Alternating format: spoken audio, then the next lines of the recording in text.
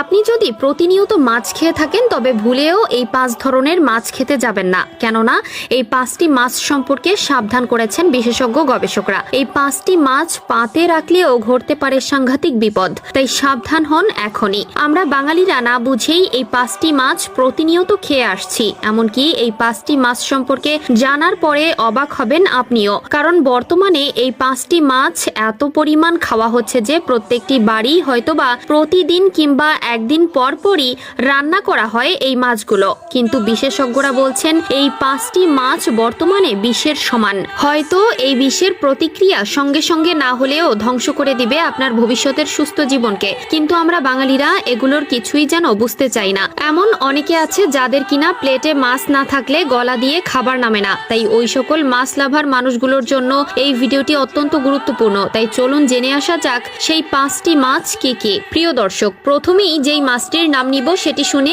অনেকেই হয়তো হতভম্ব হয়ে পড়বেন, কারণ প্রথম মাছটি হলো তেলাপিয়া। হ্যাঁ, মৎস্য প্রেমিকদের কাছে সব থেকে জনপ্রিয় এই মাছ। খেতে অপরূপ স্বাদের সাথে দামটাও অন্য সকল মাছের থেকে কম হওয়ায় বাজারে সব থেকে বেশি বিক্রিত মাছ হলো এটি। কিন্তু এই মাছটি কিছু অসাধু ব্যবসায়ীদের কারণে বিষে পরিণত হচ্ছে, কেননা তেলাপিয়া মাছের মধ্যে রয়েছে ক্ষতিকারক ফ্যাট, মানব দেহের কোলেস্টেরলের মাত্রা বাড়িয়ে দেয়। এছাড়া চিকিৎসকদের মতে যাদের হাঁপানি অ্যালার্জি রোগ আছে তাদেরকে এর থেকে দূরত্ব বজায় রাখা উচিত। এছাড়াও দ্বিতীয় নম্বরে রয়েছে মাগুর মাছ।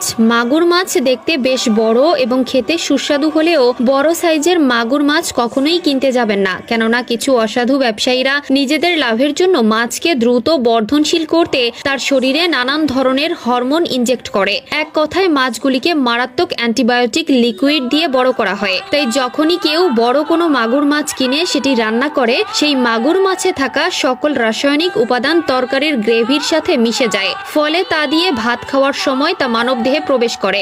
এবং তৃতীয় নম্বরে রয়েছে পাঙ্গাস মাছ। সাধারণত আমরা বাজার থেকে যেসব পাঙ্গাস মাছ কিনে থাকি সেগুলো সবই চাষের মাছ, এবং ঠিক এই ব্যাপারটির মধ্যেই লুকিয়ে আছে চরম বিপদ।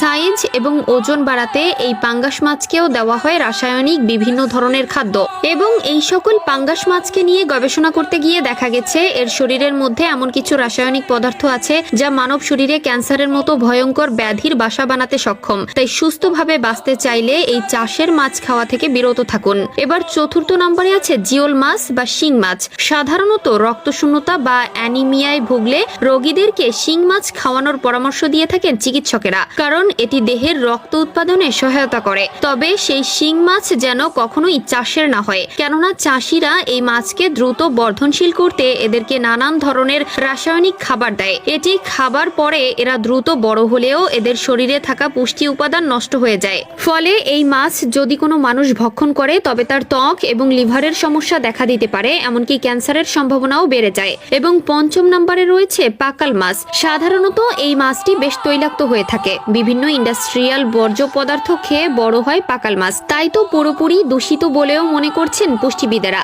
পাকাল মাছের মধ্যে পারদ এর পরিমাণ মানবদেহের হিসেবে সহনীয় মাত্রায় থাকে না, তাই অন্যান্য উল্লেখিত মাছগুলোর মতোই আপনার রোজকারকার খাদ্য তালিকায় এই পাকাল মাছের নামটাও বাদ দিন। তাই এখন থেকে চেষ্টা করবেন চাষের মাছ না খাওয়ার জন্য, কেননা চাষের মাছ খাওয়া মানে নিজের বিপদ নিজে ডেকে আনা।